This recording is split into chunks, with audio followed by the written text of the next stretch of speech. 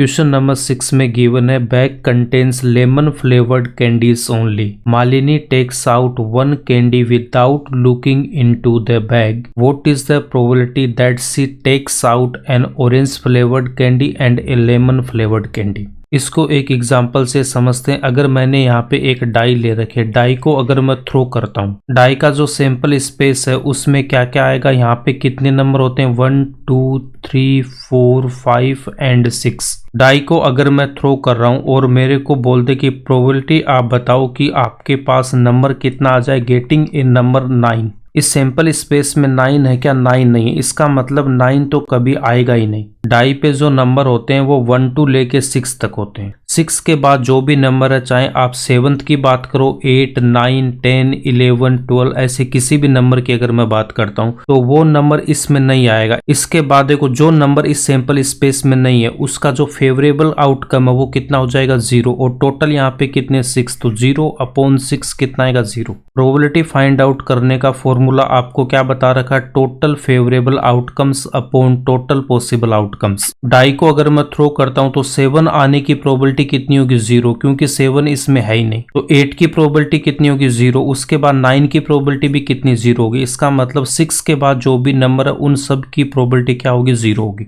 अगर मैं डाई को थ्रो कर रहा हूं और डाई में लेस देन 7 का मतलब क्या है कि 7 से कम नंबर। तो यहाँ पे देखो 1 से लेके 6 ये क्या लेस देन 7 है। 1 आ रहा वो भी क्या 7 से यहाँ पे क्या लेस देन है। 2 3 4 5 6 भी क्या 7 से कम है। लेस देन 7 वाले केस में जो आउटकम है वो किसके इक्वल हो जाएंगे, सैंपल स्पेस के इक्वल होगा। प्रोबेबिलिटी का फॉर्मूला क्या होता है, favourable outcomes upon total possible outcomes. तो यहाँ पे फेवरेबल आउटकम कितने होंगे 6 और टोटल भी कितना 6, तो यहाँ पे कितना आएगा 1 आएगा। जिस इवेंट की प्रोबेबिलिटी 0 आती है उसको हम क्या बोलते हैं, इम्पॉसिबल इवेंट। उसको मैं क्या बोलता हूँ, इम्पॉसिबल इवेंट या फिर असंभव घटना। जिस इवेंट की प्रोबेबिलिटी 1 आती है उसको हम क्या बोलते हैं, श्योर या फिर उसको हम बोलते हैं सर्टेन इवेंट। श्योर इवेंट या सर्टेन इवेंट, इसको हम क्या बोलते हैं, निश्चित घटना। श्योर इवेंट का मतलब क्या होता है, जिस इवेंट के घटित होने के चांसेस क्या होते हैं 100% होते हैं, उसको हम क्या बोलते हैं, श्योर इवेंट। डाई को अगर मैं थ्रो करूंगा तो उसमें जो नंबर आएगा वो हमेशा क्या आएगा, लेस देन 7 ही आएगा। तो उसको हम क्या बोलते हैं, श्योर इवेंट। इसकी प्रोबेबिलिटी कितनी होती है 1 होती है। इम्पॉसिबल इवेंट का मतलब क्या होता है, वो इवेंट कभी भी घटित नहीं होगा।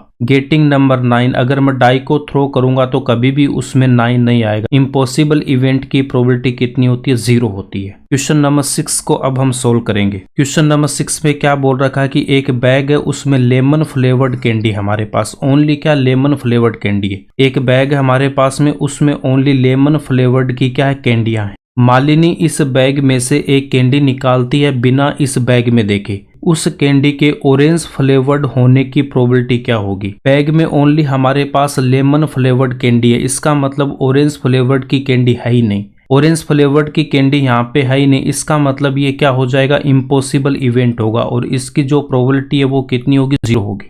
सेकेंड पार्ट में हमसे पूछा कि लेमन फ्लेवर्ड कैंडी, तो इस बैग में जो सारी कैंडी है वो क्या लेमन फ्लेवर्ड है। इस बैग में से जब भी मालिनी कैंडी निकालेगी तो वो कौन सी निकलेगी, वो लेमन फ्लेवर की कैंडी निकलेगी। इसका मतलब ये कौन सा इवेंट है, ये श्योर इवेंट। श्योर इवेंट की प्रोबेबिलिटी कितनी होती है, 1 होती है। इसका सोल्यूशन में हम क्या लिखेंगे, सबसे पहले मैं लिखूंगा यहाँ पे bag contains lemon flavoured candies only. Probability of orange flavoured candy equals to कितना होगा 0, और 0 होगा। इसका मतलब इम्पॉसिबल इवेंट, इसको हम क्या बोलते हैं, असंभव घटना। लेमन फ्लेवर्ड कैंडी की प्रोबेबिलिटी कितनी होगी 1, और जिसकी प्रोबेबिलिटी 1 होती है उसको हम क्या बोलते हैं, श्योर इवेंट, सर्टेन इवेंट, निश्चित अवश्य, या फिर उसको हम बोलते हैं निर्धारित घटना। ये इसका आंसर हो जाएगा।